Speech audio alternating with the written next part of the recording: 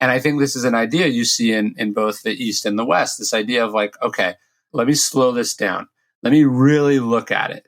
Let me really see what's going on. And look, this is hard to do. You're sitting there at your computer and you get an email, you hear that, it makes the ding sound, you pull it up and, you've just gotten word from your publisher that they're doing X, or you just got word from a business partner that there's this, or you've just been informed that you've been sued, right? Or you just got a text from somebody you're dating and they told you something you really didn't want to hear. It's so easy to sort of be jerked around and to just always be responding, when the truth is like, that's also a recipe again for making things worse. And so what I think I'm talking about in the book, what I try to practice in my own life is a little bit of that pause, just like, okay, what is this? Let's really see what it's made up of. Let's really see what my options are.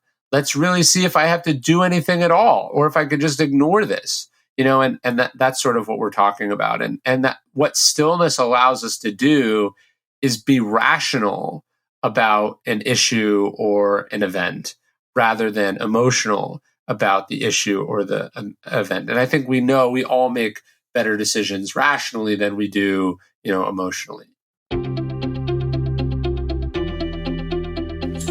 I'm Srini Rao, and this is the Unmistakable Creative Podcast, where you get a window into the stories and insights of the most innovative and creative minds who've started movements, built thriving businesses, written best-selling books, and created insanely interesting art. For more, check out our 500-episode archive at unmistakablecreative.com. Ryan, welcome to the Unmistakable Creative. Thanks so much for taking the time to join us. Yeah, thanks for having me again. I was thinking about this the other day. I think you might have been the first podcast that I ever did, ever, which would have been like in 2012 or something. So it's so cool that you're still doing it. Yeah, well, it's funny because I still, I remember distinctly, like, I think you wrote a Medium post titled "Don't Start a Podcast." Yeah. Everybody and their mother seems to have one, and it's an interesting ecosystem that we live in terms of content. So before we get into all of that and your creative work, your career, I want to start by asking you something I don't think I've asked you yet in the conversations that we've had, and that is, what did your parents do for a living, and what impact did that end up having on you and the choices that you've made with your life and your career? So my dad was a police officer, and then he sort of worked his way up through the ranks. He was a detective, and then he was a sergeant. And then my mom was a school vice principal, but like a continuing education school. So like the people that were getting their GEDs, or adults taking computer classes or whatever. So she wasn't like a principal at a school for kids. So I had two parents who were civil servants. They made, sort of good money, but they had, jobs that they clocked in and clocked out of every day. And sort of just a very normal, middle class, upper middle class background with very, I don't think I met a writer.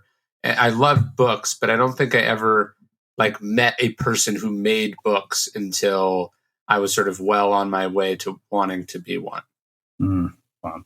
So your dad being a cop, one of the things I wondered, and I think I asked somebody this the other day who actually coincidentally told me that their father was a cop. What did your dad being a police officer teach you about diversity, tolerance, biases, and the kinds of things that police officers, I think, deal with on a daily basis? And what do you think public misperceptions are about people who work in law enforcement?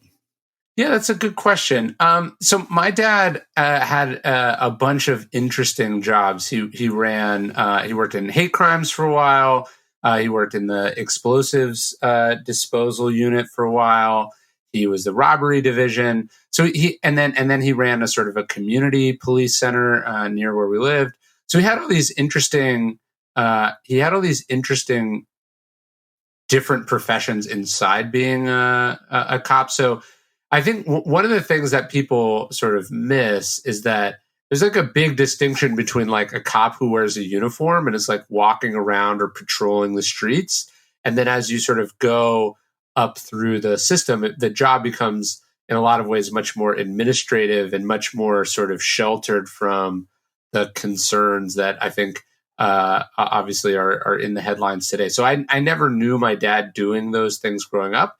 I knew my dad being someone who was sort of seeing how things worked behind the scenes. So I just remember a lot of like interesting conversations with him about, I remember him telling me once, it was something I sort of thought about more recently. I remember him telling me how the Ku Klux Klan recruited members, which is that they would go into like, say, a high school and they would write like graffiti on the wall that was like anti-white people. So they'd write like "kill whitey," or like offensive things about white people, as if a black person had done it, to sort of activate, or radicalize like basically dumb, ignorant white people. And so I, as you watch this sort of political environment we're in now, and you watch how easy it is for people to become polarized and sort of how these sort of flashpoints sort of pop up. It's always, I just remember things from my childhood, just sort of seeing like, oh, that's how things work. That's how the system operates. That's like the logic that maybe you don't understand. Yeah. But it wasn't like I grew up with my dad, sort of driving a patrol car. That just like wasn't my experience. Well, I think it's interesting that you brought up hate crimes of all things. Because if I remember correctly, didn't you write an essay on Medium titled "Dad, Please Don't Vote for Trump"? I did. Yeah, I did. I grew up in Sacramento, which is a pretty conservative town, and then a pretty conservative district inside of it. My dad's not like some like sort of raging far right winger, but like I think a lot of people's parents. It's like I know almost, let's say, no millennials who support Trump, right.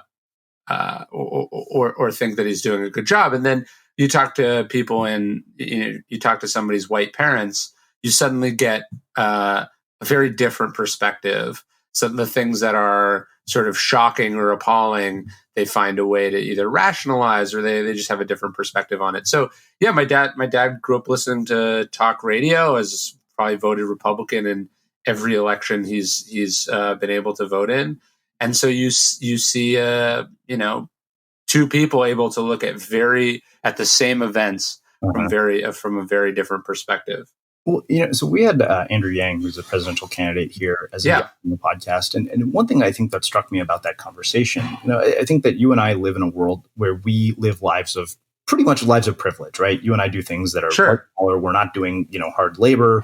And when you look at why people made some of the decisions they did in terms of their political choices, a lot of them are like just working to survive. And you kind of say, okay, wow, that's not me. Like I'm not, working in a factory or under threat of not being able to work again. So in that sense, I realized I was like, okay, you know what? I think that I remember I saw this documentary on the most pro-Trump town in North America, and there was this ranching family.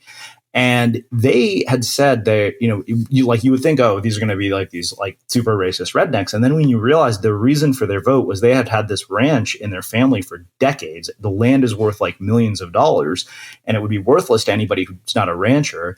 And at the same time, they said basically if Trump didn't get elected, they would lose this land that basically they had lived off of for generations. And you realize you're like, wow, that wasn't like a matter of spite or hate or anything. It was literally a matter of survival for them. Yeah, no. And look, I live out, I have a place out in the country outside Austin. Austin is a pretty liberal city, but where my ranch is certainly not. It's pretty red country. Mm-hmm. And yeah, you realize that it's just much more complicated than the sort of, that can fit in a 280 character tweet, which is what I was trying to do in that piece. I wasn't trying to shame my dad. I was just trying to actually sort of reflect back to him a lot of the lessons that I learned growing up. I think to me, that's the most disappointing part of the sort of the white educated, upper middle class Trump support is the ability to rationalize and justify sort of behaviors or language or ideas that I remember them and my teachers and the politicians that they supported, expressing as being particularly abhorrent. You know what I mean? Like, if I had been friends with a kid whose dad was on his third marriage and regularly cheated on his wife with porn stars, my parents would have been like, don't go over to that guy's house. Yeah. And then so for them to turn around and be like, oh, he's a good Christian. It's nonsense. Yeah. But the other thing I've wondered, and I've not gotten to talk to you in quite some time, probably actually, believe it or not, since this election took place. And I'd always thought to myself, like Confessions of a Media Manipulator, like is so much more relevant now. Sadly, yes, was then. And like you look at in so many ways, like I recognize the things in your own playbook happening, directly from the guy who is in the White House. Cause like sometimes I wonder if half the crazy shit he's saying is literally just to get media coverage, because, I remember it's like, okay, when you saw those initial talking points, it was like, wow, these drowned out literally every other person, in the campaign. Like I literally didn't know who Ted Cruz was until like midway through 2016. And I thought to myself, I remember I made a joke about it on Facebook. I said, Roger Stone is basically Donald Trump's Ryan Holiday. And so like, I wonder now that looking at the kinds of ideas in that book in the wake of this election and the media landscape now, like, how do you think about all this stuff? Like, what is your view on it? Yeah, look, I wrote that book precisely because I was seeing at much lower levels and in much less significant circumstances a lot of the same sort of behaviors working. I saw how easy it was to sort of create fake outrage. I saw how easy it was to sort of hijack the news cycle. I saw how people who sort of had nothing to lose or had no shame could do a really good job of getting all sorts of attention. And I wrote that book largely as a means of sort of communicating like, hey, this is not good. And people need to understand how this works. And it was disappointing. It was disappointing to see the media reaction to that book, which was to largely sort of dismiss me or to say that I was some sort of singular bad actor or whatever. And to sort of not do anything about the problems that I was highlighting in that book. Mm-hmm. And so look, it's not that I feel guilty about it, because I feel like what my job was with that book was to sort of show in a very unflinching manner, like exactly what was going on in the way that like a computer hacker might sort of break into some security system and then show how that worked. The idea is somebody better fix that afterwards so it doesn't happen again. And I think we went through the media. I guess what I would say is the media is certainly not blameless. The media has repeatedly left a lot of sort of easily plugged holes in its system because those systems are really good for business. Mm-hmm. Like in the 2016 election, Trump got something like $2 billion worth of free publicity. And so people think like, oh, what they don't realize is that the media is not in the business of giving away publicity.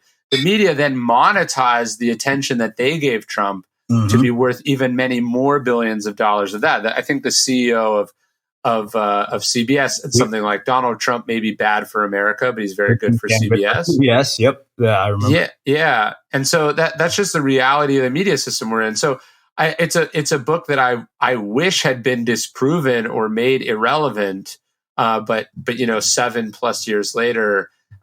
It's still being taught in schools, and it's probably more right today than it was when it came out, which is not a good thing. Well, and what's scarier is the tools are easier to use. Like of course, we're seeing state-produced propaganda. Like people may not know this, but if you just do a search on YouTube for Real News Update, you will actually see propaganda coming straight out of the White House, news that is produced by the White House. It's never happened in history that I know of.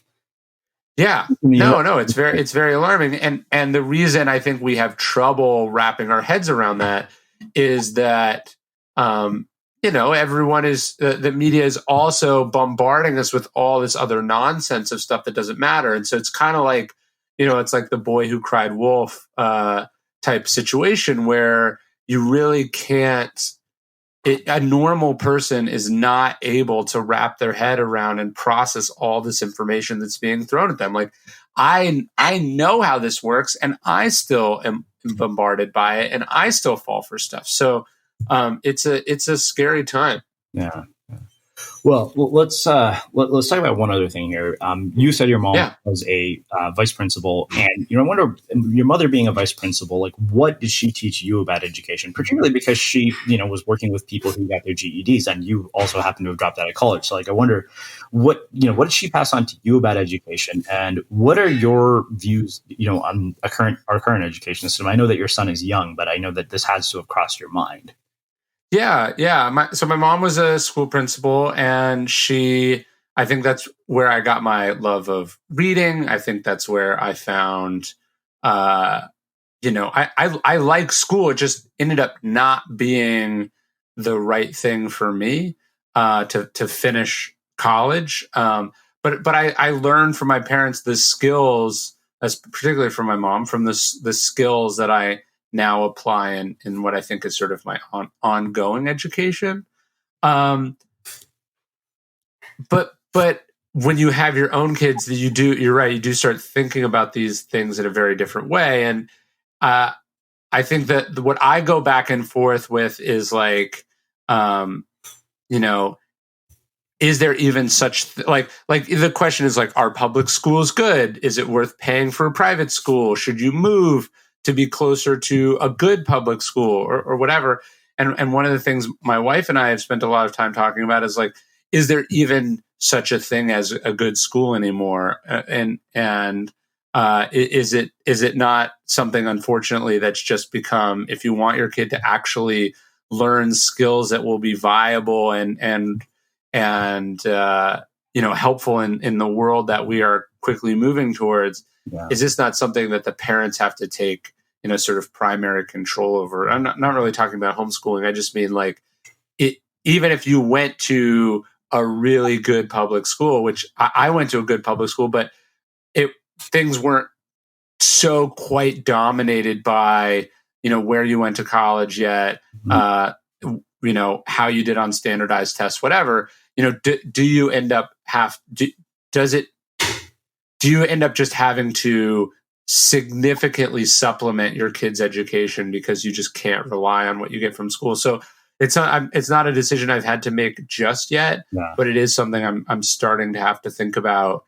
And I remember I probably in retrospect was a poor idea, but I remember I wrote in my college admissions essay, I wrote an essay on the distinction between school and education. Mm-hmm. And so my mom was a school principal, but is that where I got my education? I would say probably not. Education is something you get and make for yourself, that comes from experiences, that comes from what you're exposed to, that comes from, so you're pursuing things you're actually interested in. Mm-hmm. And then school is like what you're learning in third period and then how you do on tests. And I'm just not sure if that matters anymore. Yeah, well, I mean, I think you made a really good point about taking ownership and accountability for your education. And I think that extends far beyond, being in school. I think that takes us into life, which really kind of makes a perfect segue to talk about, sort of developing the skills that allow you to stay relevant in the world today.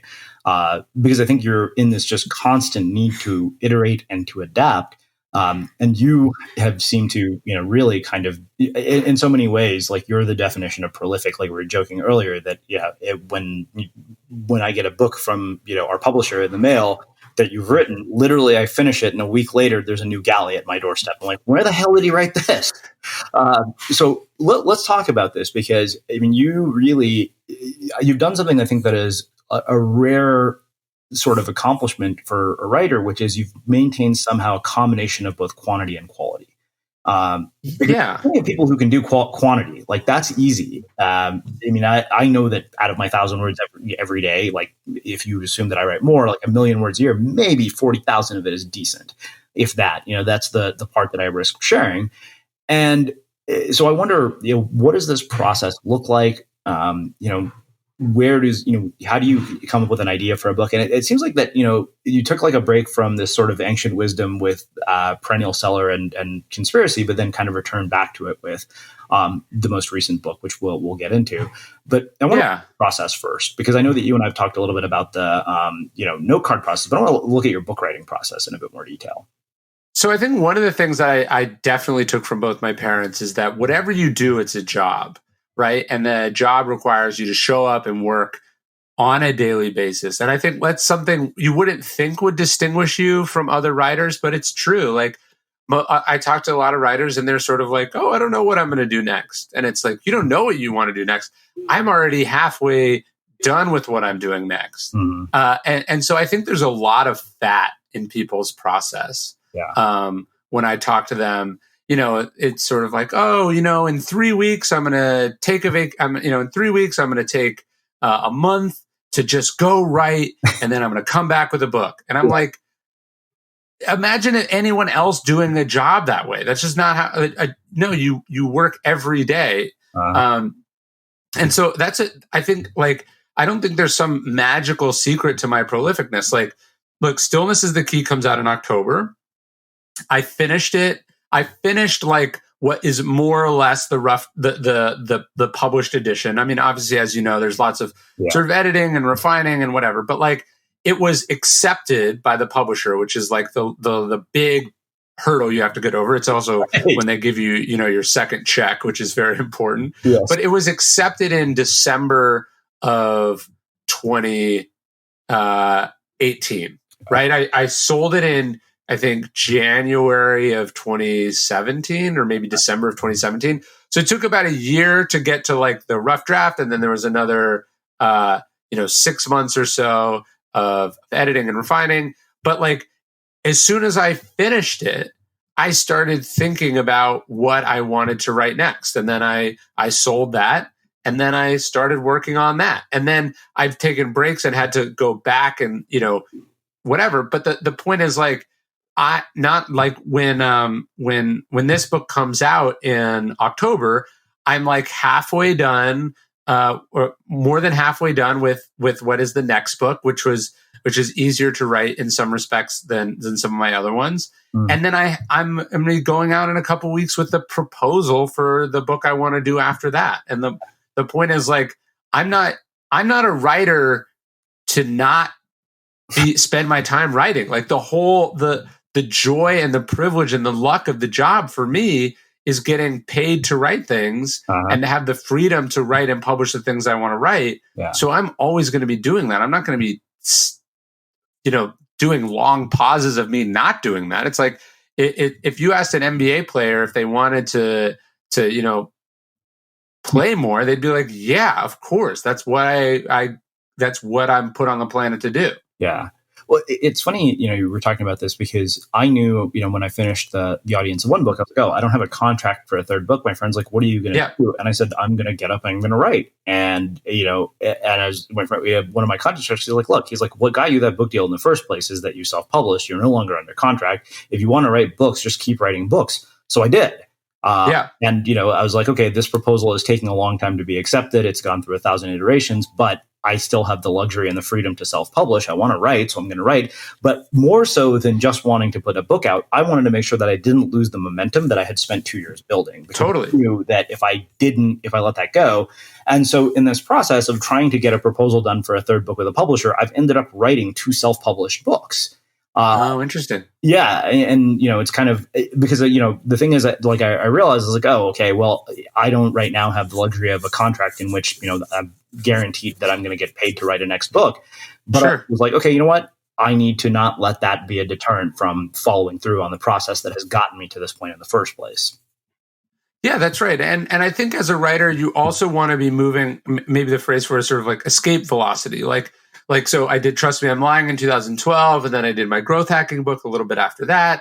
Then I wrote The Obstacle is the Way. And each one of those books was a little bit bigger than the one before it. And then I got straight to work on Ego is the Enemy, and then I did Daily Stoic. The point was, it's even if I'm not publishing new books, my backlist is being discovered and gone through by each subsequent new fan. Yeah. And so now here I am when this new book comes out, I have this, and you talk about this in your writing, you want to accumulate an audience who's looking forward to what you do. And so that's where that momentum is really important. It's like, I read, and I sometimes I talk to these authors because they want to hire my firm. It's like, they're like, hey, I did a book in, 2011 and it sold 200,000 copies, which is, a very big success for a book. And then they're like, and now in 2019, I want to do a follow-up. And it's like, those people forgot that you exist. I mean, that's so long ago. Yeah. And those people are not looking out for you're starting from scratch again. And I think that's sort of part of my philosophy, which is that you want to keep publishing, you want to maintain the momentum. There's a line I heard from the guys at Summit Series. They were telling me, they were like, you rest at the end, not in the middle. Mm-hmm. And I think that's a really that's sort of part and parcel of my writing philosophy, which is like, it's not like I'll sleep when I'm dead, but it's like, now's my window, and I'm gonna, and people are reading what I'm writing, and I have a proven track record. I'm not going to fritter that away by, messing around with stuff. Oh, yeah. I mean, I think in 10 years of running the podcast, we've taken a break. Like, we take a break in December, and during that time, we publish, our best of episodes just so we can start out January. And, anytime somebody asks me about this, I always use the example of Friends. I said, look, NBC put Friends on the air for 10 years. And every Thursday night, you knew at 8 o'clock that if you turn on your TV, you were going to get Friends and Seinfeld. Now, if the writers decided, we're only going to write episodes when we're in the mood, they would never build an audience. I was like, you don't want your content to be an interruption. You want it to be a habit. Yeah, I think that's right. And that's why and I like what you do with your 1,000 words a day. Like, I'm also always writing articles. And I mean, I do 2 daily emails for 2 different sites that I have, the dailystoic.com and dailydad.com. I'm always making stuff, because the more stuff you're making, the more people can discover what you're doing. The better your chances of creating something that really resonates with people. And then I also think, look, when you look at stand-up comedians, what are they talking about? They're talking about getting stage time. They're talking about how you get better the more reps that you take. And so I think it's a weird thing with writers where they aren't doing, one of the reasons I think writers don't get better is that they're not publishing enough, and so they're not getting feedback and practice time at the craft, and so I'm very cognizant of that as well. Well, let's do this. We've been talking about a bunch of different subjects, but I think all of which are tangentially related to, really where we're headed, and that is this idea of stillness is the key. What prompted this book of all the ones that you could work on next? So usually my books start with a quote or a story or just something that sticks with me. And it's enough that I write it down, or I put it on a note card, or I just think about it. And then what I start to do is accumulate a pattern. I start to notice this pattern everywhere. And there's that's just what happened with this book. I found a quote, and the quote is Tao is in the emptiness. Emptiness is in the fast of the mind. And that quote just stuck with me. The idea of emptiness being a good thing, the idea of clearing the mind is obviously a sort of a Buddhist idea. And I was interested in that because I'd written all these books about Stoicism, and then as I was rereading the Stoics and just sort of going about what I write about, I kept finding this similarity between the Stoics and the Buddhists. And it was a question I would get asked when I would give talks. And so I just decided maybe there's something here. And then I zoomed in on this idea of stillness, which is a word that appears as much in Marcus Aurelius as it does in Confucius, as it does in the, in the various Eastern religions. And so it's noticing a pattern. And to me, note a pattern, that a book has to be a reflection of a pattern. You're noticing something and you have a unique angle on it, and you're communicating that pattern to a larger audience. And that's what I think The Obstacle is the Way is. That's what Ego is the Enemy is. And Stillness is the Key just comes from that same tradition for me. Yeah. It's funny because I started working on this new self-published book called Make More Art, and I recognize right now that I was like, oh, wait a minute, like this is. I feel like every book that I work on is also based on some pattern that I've seen, and usually it almost often also comes from something else I've noticed in something else that I was working on, or it emerged Yes. from a previous book somehow. Yeah, I would say each one of my books is like a chapter. It is an expanded version of a chapter in one of my previous books. And so yeah, like when you remove ego, stillness is something that emerges. It's impossible to figure out how to get over obstacles if your mind is running a mile a minute. You need to sort of slow things down and see them clearer. And so this book, which I sort of see as a sort of the final book in a trilogy, it goes obstacles away, it goes the enemy, and then stillness is the key. The book is just so much of writing, I feel like, is just sort of receiving. This sounds a little woo, just kind of like receiving what's being sent to you. I don't know if it's by the universe, or Stephen Pressfield would say it's by the muses. Maybe a religious person would say it's sent from God. To me, I think it's just the truths kind of emerge from the material, and you're just the writer is a receptacle that is capturing it. And so that's what my books are. I notice a pattern, I notice an idea, I write it down, and as I am going through and doing this, I'm accumulating more and more examples of that insight, and then I go, hey, I think there's a book here, and that's where what I end up writing next. Yeah. Well, let's get into the book itself. I think that it would be hard to get into each one of these, but you did so much, and I think that really you opened it up beautifully by saying, to achieve stillness, we'll need to focus on three domains: the timeless trinity of mind, body, soul, the head, the heart, and the human body. And in the first chapter, you talk about becoming present, and this is probably my favorite quote from that. You said, each of us will in our own lives face crisis. The stakes may be lower than, and when you say that, you're referring to the Cuban Missile Crisis, which I know you wrote about, but to us, they will matter. A business on the brink of collapse, an acrimonious divorce, a decision about the future of our career, a moment where the whole game depends on us. These situations will call upon our mental resources. An emotional, reactive response and unthinking, half-baked response will not cut it. So how do you develop the capacity to not have a reactive response? Yeah, I mean, look, I think one of the things I learned from the Stoics is this idea of like, look, you can always make things worse. And then our sort of first job is just to not do that, right? So if we can go like, hey, look, I'm not going to overreact. I'm not going to emotionally respond. I'm not going to just, I'm not just going to be driven by instincts or fears or aversions. I'm going to be really conscious of each and every action that I take. And I think this is an idea you see in both the East and the West, this idea of like, okay, let me slow this down. Let me really look at it.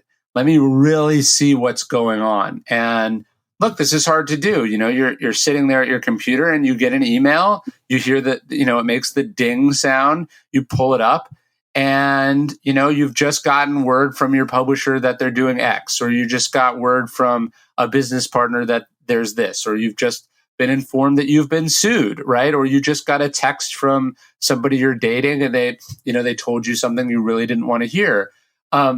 It's so easy to sort of be jerked around and to just always be responding, when the truth is like, that's also a recipe again for making things worse. And so what I think I'm talking about in the book, what I try to practice in my own life, is a little bit of that pause, just like, okay, what is this? Let's really see what it's made up of. Let's really see what my options are.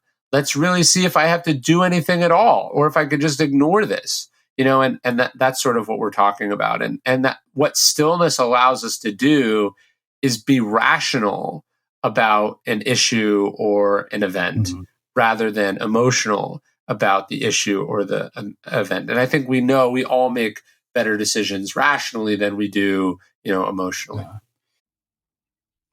So I don't know about you, but vacuuming is not one of those things that I ever look forward to doing. But as you know, your environment has a huge impact on your creativity. So I still like it to be clean wherever I'm living and working. But now it doesn't have to be something that you deal with. If you're like me and you grew up in the 80s, you probably fantasized about the day when cleaning your house would be like it was for the Jetsons, meaning you don't have to lift a finger. Well, the good news is that we're already kind of living in that future. And the easiest way to make sure your floors are clean every day is with the Irobot Roomba robot vacuum.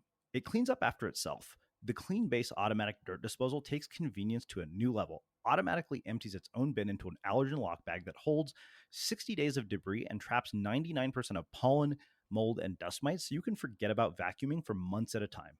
Let the Roomba clean for you instead. It learns your home, finds dirt, and empties itself on its own. It's got powerful cleaning performance made effortless. Remember, if it's not from iRobot, it's not a Roomba. To learn more, go to irobot.com/unmistakable. So you talk about limiting your inputs, which I think is incredibly relevant to the world that we live in. You say each of us has access to more information than we could ever reasonably use. We tell ourselves that this is part of our job, that we have to be on top of things. And so we give up precious time to news, reports, meetings, and other forms of feedback. Even if we're not glued to a television, we're still surrounded by gossip, drama, and other distractions. And, I wrote about this, I think, in Audience of One, saying that we're just like drowning in a sea of noise, and there's no way you can hear the sound of your own creative voice if you're just constantly consuming. So I wondered, where this came from. The other question I have about this whole idea of limiting your inputs, and this is something, you weren't a parent the last time we spoke. And so I wonder, being in the process of experiencing fatherhood, how has that impacted your way of working and your way of even just navigating this sort of information overload and this idea of limiting inputs? Well, so my son was born on the day after Trump got elected. And actually the sort of election returns, I think, sent my wife into labor. And so I remember sitting there in the hospital, there's a TV on, I've got my phone, and I just was like reading news from these people who had, and I believe them, and I'd said some of these things myself, who had been very convinced that there was zero chance of Trump winning. And then what do you know? They were completely and totally wrong. And it just was a striking moment for me, because I was like, why am I listening to these people? These people just spent the last year basically gaslighting me, telling me the exact opposite of what was going on. Their job is to inform. And in fact, they not only informed me, but they gave me the exact wrong impression of the facts on the ground. Right. And I just realized, like, oh man, I have to consume a lot less of this crap. And so I basically have not watched cable news since. I have dramatically limited the amount of articles that I read. I try not to consume news in real time. I've not only increased the amount of books that I've read, but I spent a significant amount of time the last 12 months trying to reread books that I've already read. So not even reading new books, which obviously is a funny thing to say as I'm on this, promoting a new book. But the point is, like, I'm trying to focus my time, and if I am going to have an input, I want that input to be timeless. I want to be very confident that it's correct, that it's going to endure. And then I want it to be giving me wisdom and not information. Wisdom makes my life better. Information distracts me, right? Information is a commodity. Wisdom is a sort of priceless resource. And so I've just tried to dramatically decrease the amount of time that I focus consuming information, so I can focus more time and energy on my family, on myself, and also on creating things that I think matter and make the world a better place. And so, I think the average person just consumes far too much noise. It follows way too much news in real time, and would be happier and stiller and make better decisions. And ironically, be much more informed if they focused on the bigger picture. It's funny because I've never been a consumer of news until this year, mainly because I'm like, this is such a crazy shit show that it's actually entertaining. And I'm like, okay, this is bad, but you're making a really, strong case for why I should stop. I remember also very distinctly in one article you wrote on Medium, you said that you stopped using Facebook months ago, like you gave your assistant your password. That was like 6 or 7 months ago. And the reason this struck me in particular, and I think I wrote about it actually, and I mentioned you in this thing. I wrote a piece titled "Nobody Gives a Shit What You're Going to Start," because I said, look, every day people on Facebook are talking about the things they're going to start. But I said, show me what you've shipped, show me what you've finished. And you're such a perfect example of that, because I very distinctly remember our last conversation. We were talking about this. You said it's insane for you to be talking about, you said you never talk about a book until it's finished. And I noticed that the only Instagram picture I ever saw through this process was when you was the finished manuscript. Yeah. And I thought, wow, he absolutely spot on is saying that's the absolute truth, what he was saying last time. So I wanted to ask you about this because, we've had Cal Newport here, who has been very like a vocal advocate for what he calls digital minimalism. And we'd actually talked about you in the last conversation I had with him and about the fact that, like you're exemplary of this. So I kind of just wanted to hear your thoughts on this. Sure. And, because, Facebook is a different beast than it was even 2 years ago when you and I spoke. And, this was one of a big point of contention with me and the publisher when we were going through the Audience of One launch, because I was like, look, nobody buys books based on having seen a Facebook ad, but that's a whole other story. But that being said, and also, so much of the book that I wrote was about why we need to reduce our stuff. So Facebook I thought was insanity, but that's just one example, but I think it's much more relevant to some of the things that you talk about in terms of slowing down, in terms of cultivating silence. I'm curious about all this. No, look, so for Daily Stoic, we do these challenges periodically. We do, we've done a 30-day challenge and a 10-day challenge and a 21-day challenge. They've been really awesome. And in January, I think the second or third day of the challenge, it was about a sort of a new year, new you idea. And one of the challenge days was you had to quit a bad habit. And I don't have a ton of bad habits. I don't drink. I don't smoke. I eat well. And so I was like, okay, I'm going to quit Facebook. This is something that I don't have control over. I check it more than I should, more than I want to, and it doesn't really contribute to my happiness. Mm-hmm. Now, and that's what I did. I quit in January, and I really have not checked it since. I have a sort of a burner account that I use because we have a Facebook group for Daily Stoic, but it doesn't have any friends. It's just basically using Facebook as a message board. There's no scrolling, no whatever. But the downside of quitting has been look, I used to like seeing your 1,000 words a day on Facebook and I would see it on a regular basis and it was there. And I would see other things, friends that I hadn't connected with in a while, or, someone I know would post something funny, or I'd see a good news story, or I'd, hear about something that would work its way into one of my books. It's not to say Facebook is not without value, because it certainly is. And I don't know if I'd be here where I am in my career without it. But what I found was that it was causing me more pain than pleasure. It was something I was powerless over. That was one.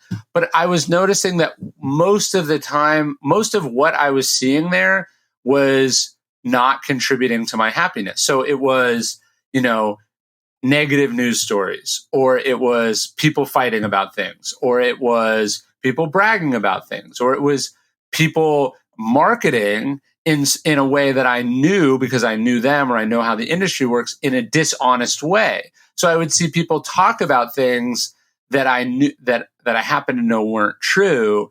And then even though I knew they weren't true, I was still finding myself being made insecure by them or comparing myself against them. So I'd see, oh, so-and-so, said this is their speaking fee. Why is that higher than mine? Are they better than me? And then it's objectively, I know that they're, they've inflated it by half, but it was still so hard not to get caught up in that. And so cutting it out, it not only, I think, has it made me a lot more productive. I mean, I'm not checking it 30 times a day and I'm not carrying it around in my pocket, but most importantly, I'm out of the sort of the cycle or the arms race that the algorithm is designed to elicit. If the Facebook algorithm was designed to make you feel content and good about yourself, you wouldn't post, right? You wouldn't spend time, endlessly scrolling on it. It's designed to make you uncomfortable, almost in the way that a nightclub is designed to make you socially uncomfortable. So you buy overpriced alcohol. That's the entire. If a nightclub was quiet and relaxing and you could hear people talk, people would spend a lot less money on liquor. And so just realizing that that's what Facebook was doing gave me the power to go like, look, I'm just opting out of this entirely. And it's been really great. It's funny because I would never think you, with, having had the sort of level of success that you have, would have those same demons that I have. I mean, that was one of those things that for me, it was the comparison thing. I would be like, oh, this person sold more books than I did. I was like, oh, this person hit the New York Times bestseller list. And I'm just like, oh, why? Right. Totally. Yeah, and I would have never imagined you having reached the level of success you have or having those same problems. So that's refreshing to hear. Well, look, I it's not like sort of false humility. I think like, look, if you talk to a billionaire, most of what you're going to hear from them is things they are benchmarking against other billionaires. You know what I mean? Like there is no person on the planet that is not endlessly comparing themselves to other people, alive or dead. It's sort of the curse of our species in some ways. It's responsible for why no one's ever able to really feel good about what they've done. And it's something I sort of was talking about in the book. Yeah. Like, Theodore Roosevelt said, comparison is the thief of joy. He's totally right. The idea of having enough, knowing how to be content with what you have and what you've done is really important. And it's really hard when there are brilliant engineers designing products designed to exploit that feedback loop. And so I think that's one of the reasons that sort of opting out of these platforms is important. The other is just like, look, like Twitter doesn't do that to me. Twitter doesn't make me compare it myself to other people. I just see people spend way too much time on it. And then you go, how are you not prolific? It's because you're working for Twitter for free, 6 hours a day. Yeah. Well, I want to come back to the idea of enough. That was probably one of my favorite chapters in the entire book, because it's something I've been thinking a lot about as I, come on, turning 42, I think, and then my sister's married, and like a lot of things in my life haven't happened the way I thought they were going to, and I'd been thinking a lot about that idea. But I want to come back to that because there are some other things that you talked about in the domain of the soul, and two in particular that struck me. One was this idea of healing the inner child, and the other was being aware of desire, which I think is kind of related to this idea of enough. But the idea of the inner child, I think that was one that was fascinating to me because, my joke is that, the spiritual journey of adulthood is basically fixing all the things that you think your parents screwed up in your childhood. Of course. That's my, definition of spirituality at this point. And it was hilarious because I was just on a call with a vendor who's looking at translating all of our content into Spanish. They've built this new AI technology, and they'd listened to a few episodes, and the founder there's like, oh wow, I listened to your podcast this weekend. You must be one of the most self-actualized people in the world. And I said, are you kidding? Like, I'm more screwed up than most people. I just thought it was a hilarious comment for her to make. Sure. So this inner child thing. I mean, did you have childhood wounds that you had to get past? How did you, and how do we navigate this? Because I think that everybody has an inner child that in some way or other has been wounded by some experience. Yeah, look, I think that's a very important thing, and you said it right, because I think a lot of people go, oh, I wasn't abused as a kid, like my parents didn't beat me. Of course, my childhood is fine. I don't have any childhood wounds. And the truth is, everyone has wounds. We have so many wounds from how we grew up, what we were deprived of, what we didn't get, from what people said to us, from how we were built, from things we picked up from television.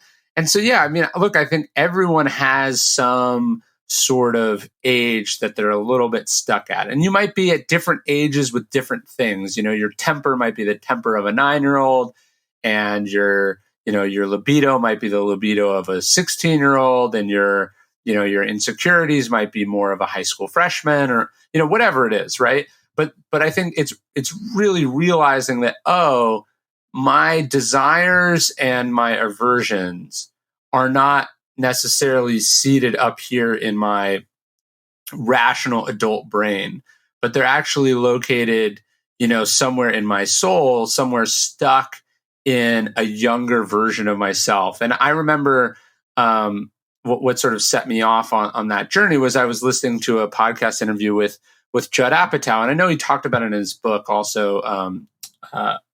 Was it Funny in the Head or something like that? But he was talking about he just realized one day, as he was in this sort of knockdown, drag out fight with the movie studio, that he was treating the people giving him notes on his movie as if they were his parents.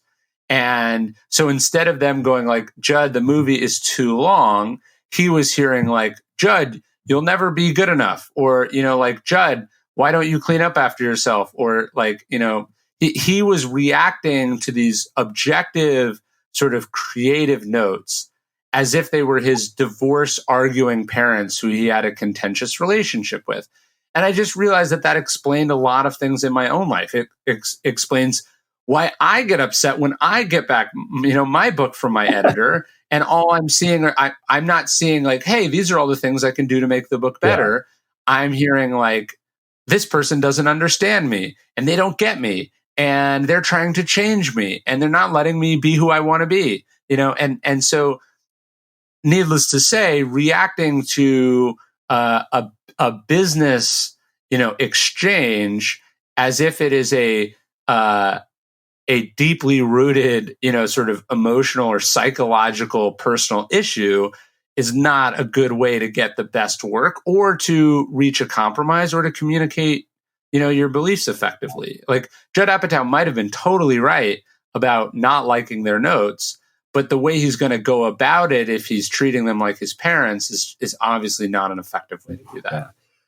So there's one thing that I appreciated this chapter, and I wonder if part of it is because of age. I remember some comedian joked, he's like, old people become religious because they want to get into heaven. But yes. You talked about accepting a higher power, and part of I've always been incredibly skeptical about religion or higher powers, particularly because all Indian religious traditions are very time consuming.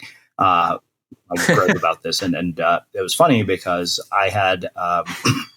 And another guy here is Michael Ventura, who wrote Applied Empathy.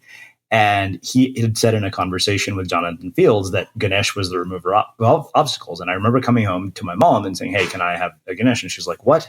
She's like, since when are you interested in this? And I was like, well, I heard somebody on a podcast say this. And I remember right after that, I got booked for a speaking gig after a year of no being booked at all.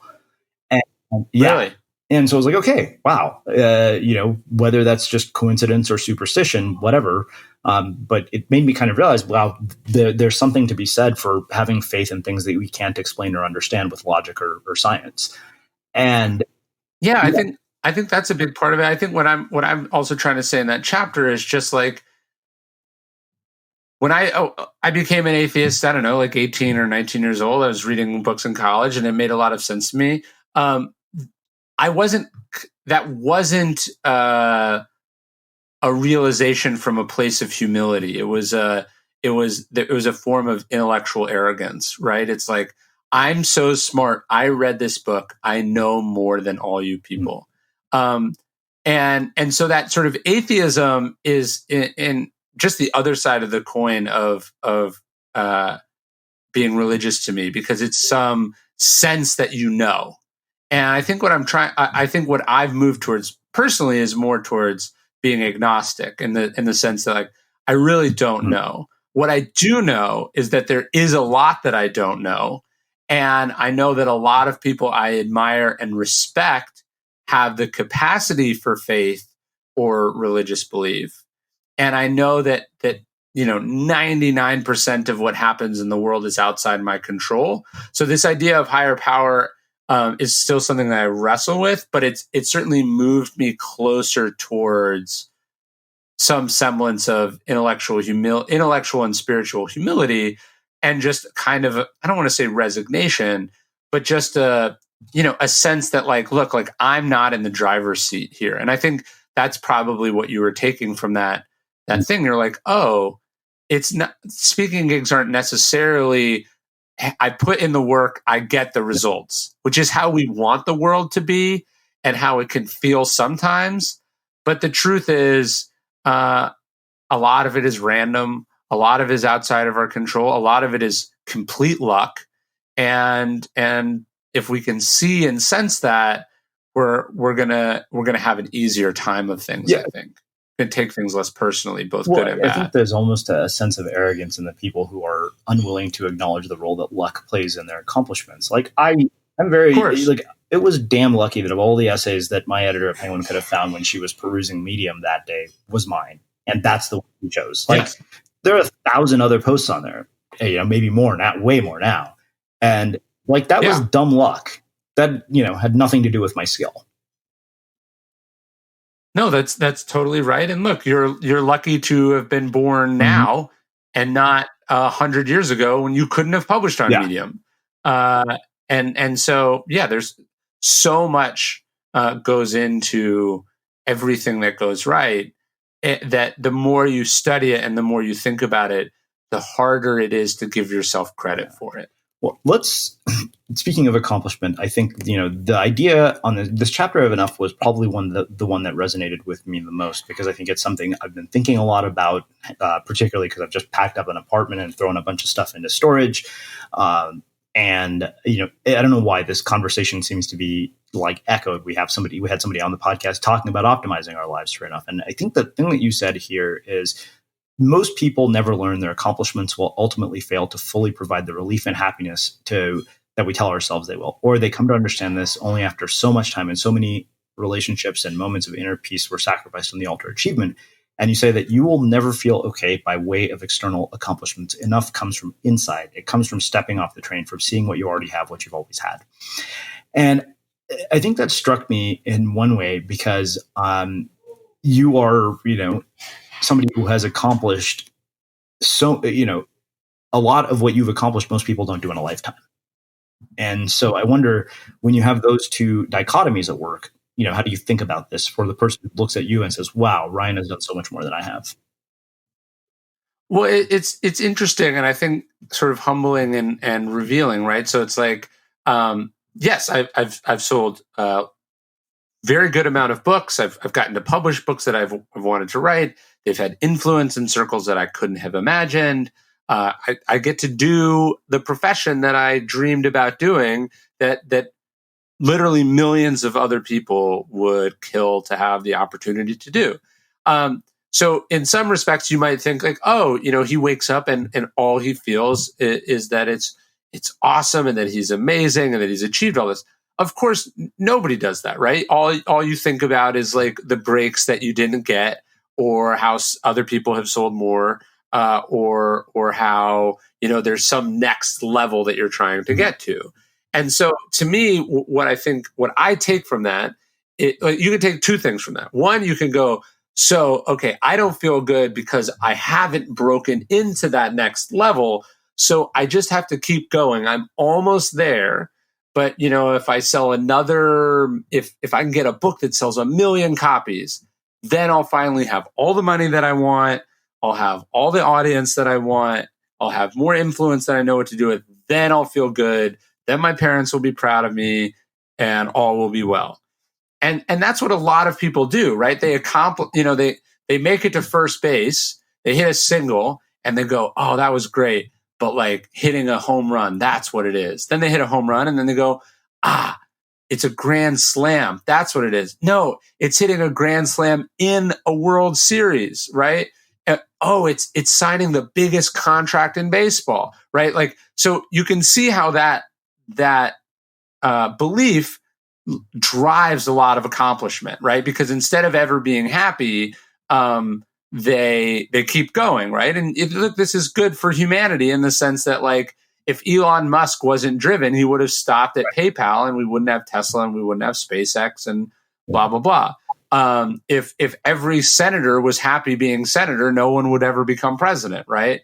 So it is good in the aggregate, but on the individual level, the truth is that it's a lie, right? Like the idea that it's just on the other side of that hill that your happiness will finally be given to you.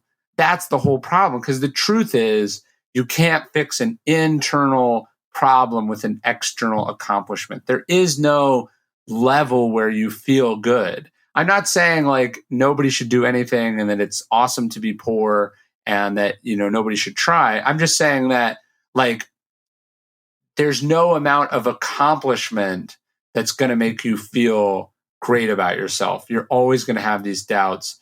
And so if you want to work on that, you have to step off the train a little bit and realize, oh, it's not that that's not worth going towards. It's not that it's not cool to be president.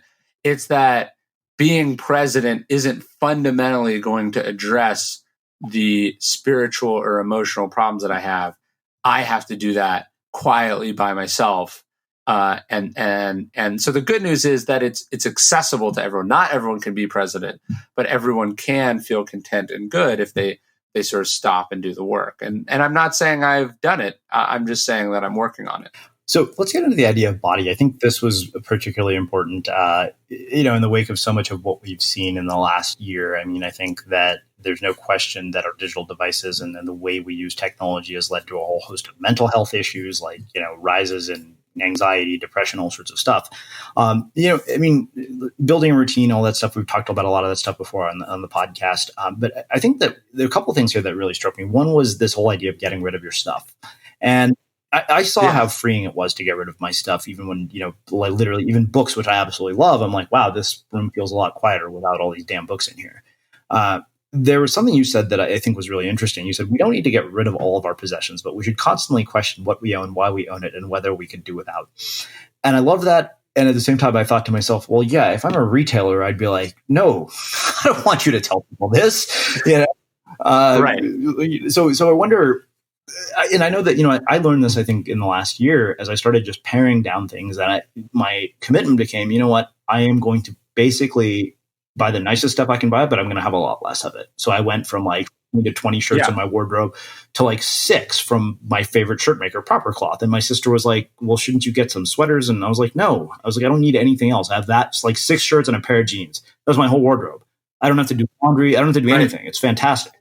And at the same time, like, consumption is what keeps the economy going.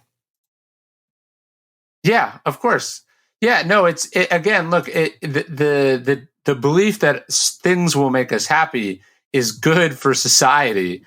It's an insidious lie for individuals. And so it's something my wife and I talk about a lot. We are, trying to always be getting rid of stuff that we don't need. We're trying to pare down our needs. And then even the stuff that you keep, there's this great sort of Zen parable about a monk who has this cup. And he would say to himself over and over again, the cup is already broken. The cup is already broken. And then when the cup breaks, okay, he already knew that it was broken. It didn't change its status in his mind because he already understood that it was, sort of fragile from the beginning. And that's something that I work on too. Like, I have lots of books. I just try to remind myself that the value of the books is what they've put in me. It's not my notes in the pages. And I love my house. I would be sad if it burned down, but I wouldn't throw myself in the flames to go with it. You know what I mean? Like, it's just sort of, it's not just about getting rid of your stuff, but can you get rid of your attachment to your stuff? And that's, I think, the stoic idea. Seneca talks about this idea of preferred indifference. He's saying, like, look, it's better to be tall than short. So if you get to choose, obviously pick tall, but you don't really get to choose most things. So you got to make do with how they are. So it's like, look, I'd rather, I can afford a nice car. So I have a reasonably nice car. I don't drive a Ferrari, but I drive a car that's comfortable and reliable and, nice. But if I had to drive a beat up car, take the bus, I mean, I wouldn't feel like it reflected on me as a person, and so can you have the stuff but not need it?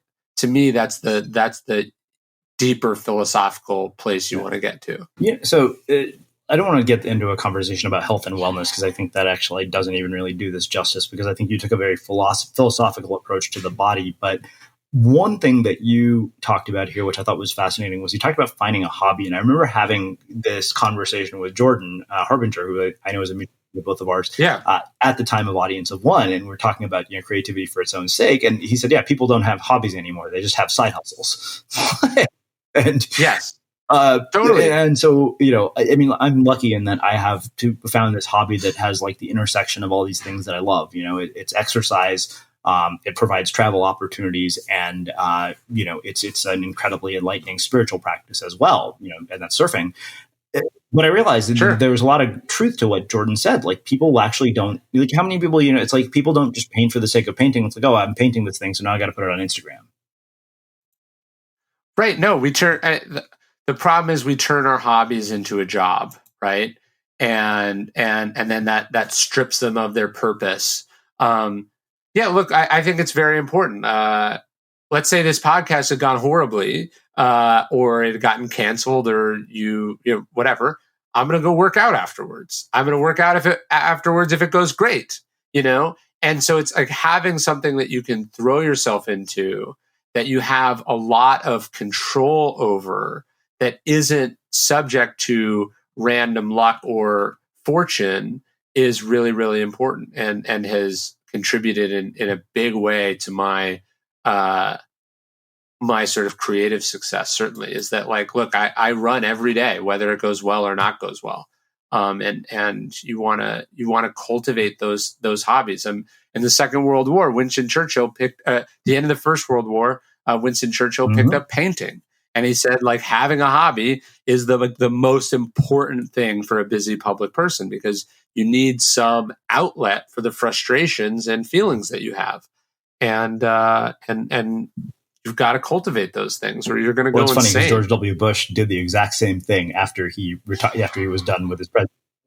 Yeah, and he got that from Churchill. Someone said, "Hey, you know, Churchill painted." Yeah, and maybe he would have made better decisions in office had he been painting while he was in office. Well, I think that then there's, you know, one last piece, I think, which I really appreciated. You know, you talked about this idea of being aware of escapism, and you said, you know, the problem is that you can't flee despair, you can't escape with your body problems that exist in your mind and your soul, you can't run away from your choices, you can only fix them with better choices. And I remember that particularly because I remember there was a period of time where I was lonely where I was living, and every weekend I was like, oh, you know, the one thing I know I can do is I can get up to the mountain, and if I'm going, you know, 30 miles an hour down a mountain on a snowboard, about everything. Yeah, and sure. At moments I wondered, am I treating this as a hobby, or is it becoming a form of escapism? Like, I really started to look at that. So I wanted to kind of, you know, that is a way of sort of setting this up and teeing it up for you in terms of, okay, explain this whole idea of escapism to us. Well, look, I think travel is a sort of great example of that. And it has been, you know, all the way back to the ancient world. People are unhappy where they are because of their marriage or choices that they've made, or the life that they're living, or the job that they have. And instead of going, I have power over this, I'm going to change that, but it's going to be hard, it's going to be uncomfortable, it's going to require me to face some truths about myself, we say, I need to travel to China, or I need to backpack through Europe, or I need to go to Hawaii for 2 weeks. And this is just, you know, this is just window dressing. This doesn't solve the problem, because ironically, when you travel, you bring yourself along with you. You also bring, I don't think it's a coincidence, what we call baggage, right? You have emotional baggage and you have luggage. And so, you know, eventually you come back to the same discomfort, or you bring along the same bad habits with you. So I'm not saying that there's a problem with travel. I'm not saying you can't really get into your hobby. It's just like, look, instead of dealing with the fact that you don't like your job and that this isn't what you should be doing with your limited amount of time on this planet, you've decided to train for an ultra marathon, you know, and I'm not saying it's bad to run an ultra marathon, but this is just distraction and addiction in a slightly more socially accepted context. And like the oldest demographic of people who do triathlons is like 50 and older. And I would argue that that's because these are 50-year-olds who are coming to grips with the unpleasant reality that they have not spent their life particularly well, and they're looking for meaning and purpose in a 3-hour weekend format, rather than just, you know, staring in the mirror and doing some work on themselves. Amazing. Well, this has been thought-provoking, eye-opening, as always in every conversation I have with you. So I have one last question for you, which is and I know I've asked you this before. What do you think it is that makes somebody or something unmistakable? What makes someone unmistakable? I think it's when someone sort of authentically pursues like the thing that only they can do. And this is something I've been thinking a lot about recently and in my work, is like, there are lots of books that I could write, and then there are the books that only I could write.